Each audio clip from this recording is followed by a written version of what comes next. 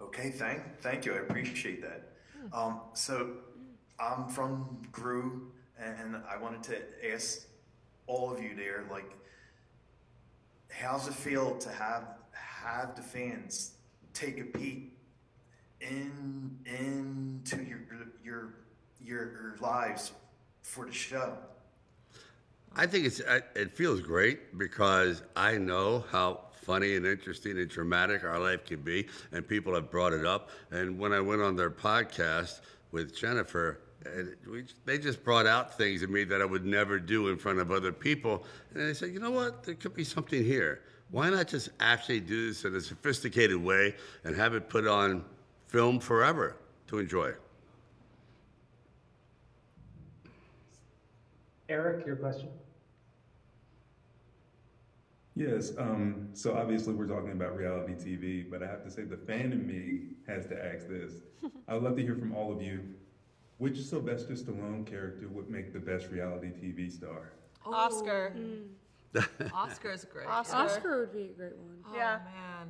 Probably Rambo. Definitely so not funny. Copland, not Rambo because he doesn't talk. All the films Rambo that failed would be the good ones. Rhinestone. Like Rhinestone, because they're goofy characters. Yeah, They're out Rhinestone there. would be the best. Oh, I know. Rambo would be like no dialogue. What do you think? The character you played in Guardians of the Galaxy. Stakar? Yeah, that'd be cool. The shark. Oh, you're talking about the shark. Yeah, the shark. Yeah. Well, that's Suicide Squad. Oh, Suicide Squad. Yeah, the The shark. shark would The be a shark. great one. Yeah. The shark.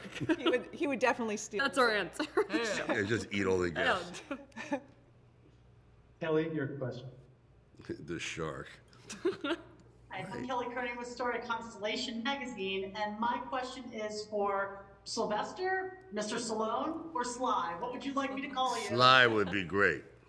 Oh, well, I feel very honored. Sly, you mentioned one of the reasons the reality show life was so appealing was because it forced you and the kids and the family to all be in the house together. Right. After so many years of being on the road, filming, and back and forth, Right. you missed a lot of maybe those pivotal moments of your daughter's growing up. I was wondering, does this feel a little bit like now that you're being kind of forced to stay in the house together, that you're reintroduced to your daughters as young women now, and so a kind of a new relationship you're forming with them?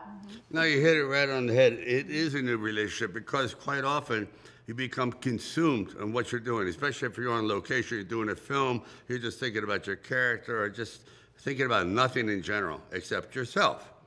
And that becomes quite tedious, but unfortunately, that's one of the requisites of of being on the road and playing a character. And then when I get home, I go, you're right, I've missed so many moments that perhaps in the latter part of my life, I can make up for a lot of that and really get into their lives. Mm-hmm. I know what my life is like. I want to get into their lives and explore and experiment and find some humor in it. You know, there's a lot of drama for sure, but there's a lot of humor.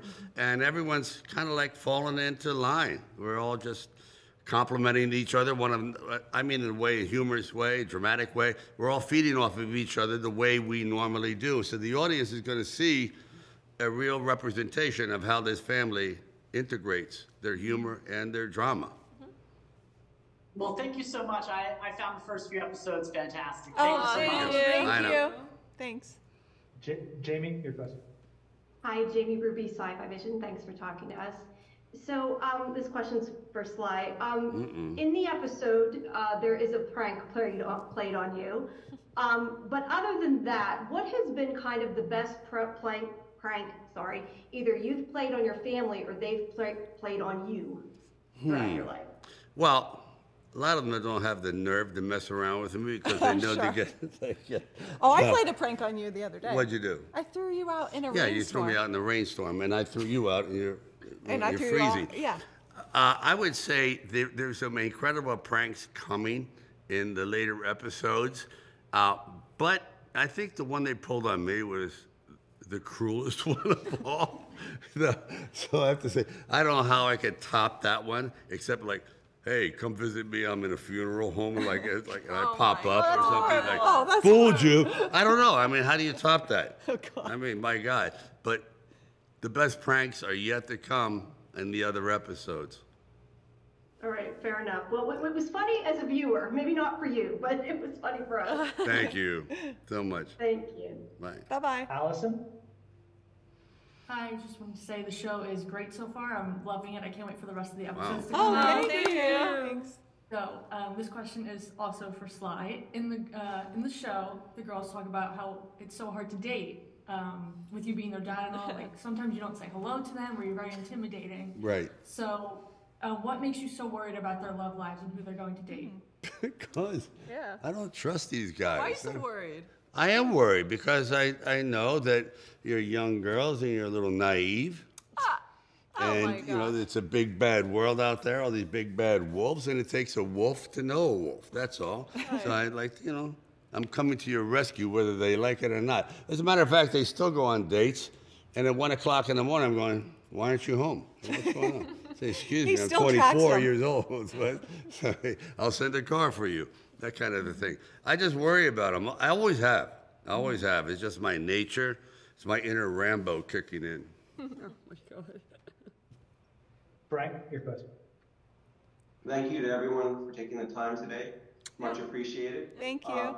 Sly, I have a question for you. You know, throughout your career, you've been devoted to a lot of the same people, including your brother, Frank, who you've worked with many times. Now you're working with your daughters and your wife on this new series. I just wanted to ask you, how important is it for you as a person to stay true to your friends and family? Well, it's a lesson that should be learned early on. I now feel that's by far the most necessary ingredient for peace of mind and happiness and for the validation of your family at the very end of your life. You say, you know, at least I finished strong. I did the right thing. And I feel that the more time you can spend with them at this particular juncture of my life is the most valuable asset I could ever have.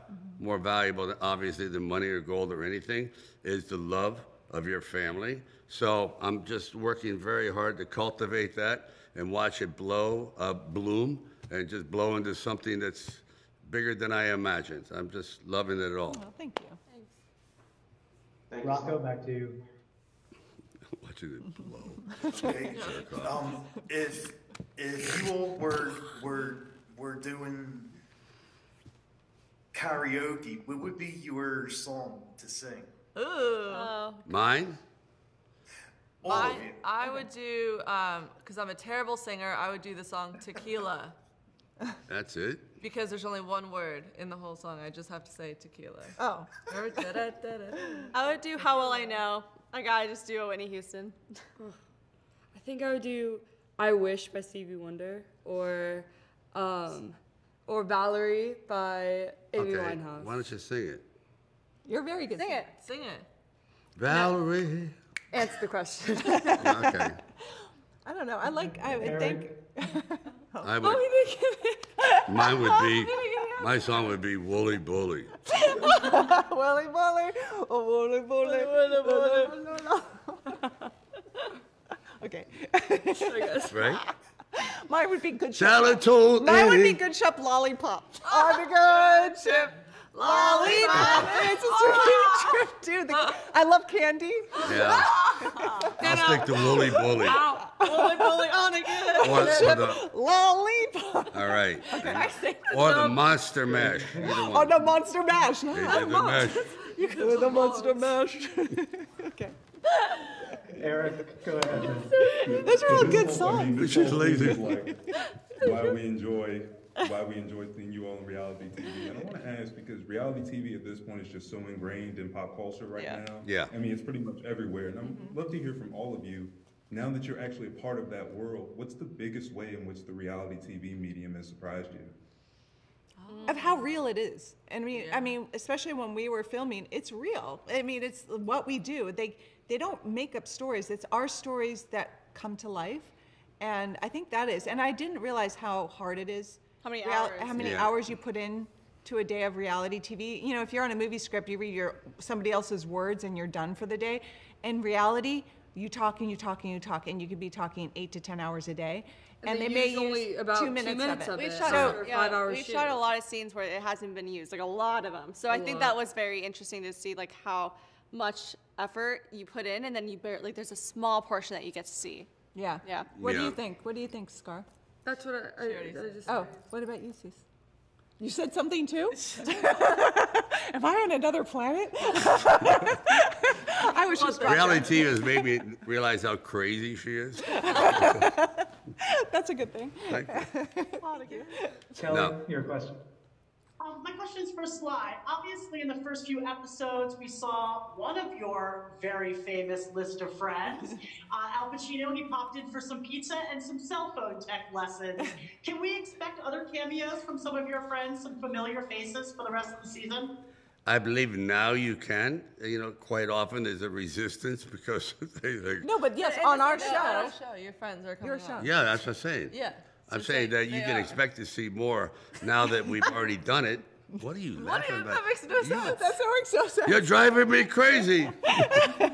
Yes, can I answer for I'm going him? to turn into Al Pacino. Yes, he Yeah. has a few celebrity friends that are going to be in future. Town crier. Thank you, Mom. Thank you, Jennifer. I will tell you. But yes, there's more coming, and there in the next season definitely, because at first there's a kind of a resistance. People go, "Oh, I don't know if I want to be on a reality TV." Then you have to trick them, and then you go, "Hey, if Al Pacino did it, pal." Yeah. And enjoyed it. And enjoyed it.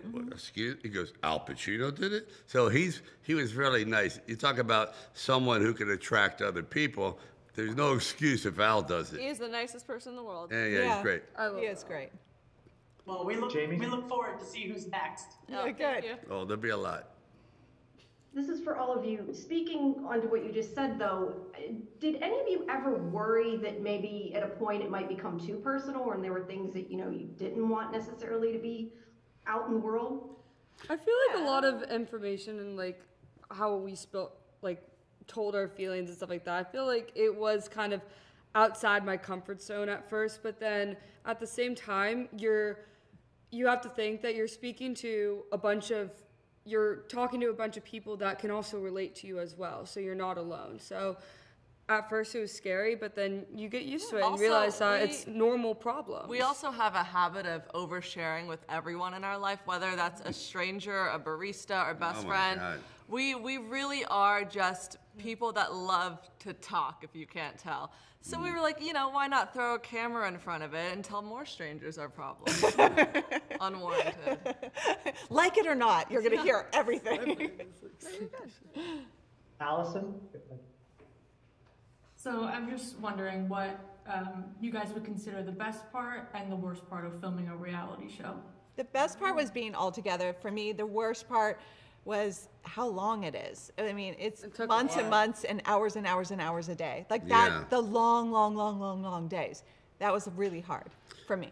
Quite often they will add onto a scene that's already been done, and you think it's been shipped off and edited. You go, no, since you did something earlier on, it triggered this and it reacted to that, and we can add it to this. So they create these storylines. It's unbelievable. It's like you see on Manhunter or something where the strings are going to all these different points, whereas in a regular movie you follow a nice, simple, linear line to the end of the story. This one, it's all over the place. It's like a spider web. It's like a spider web.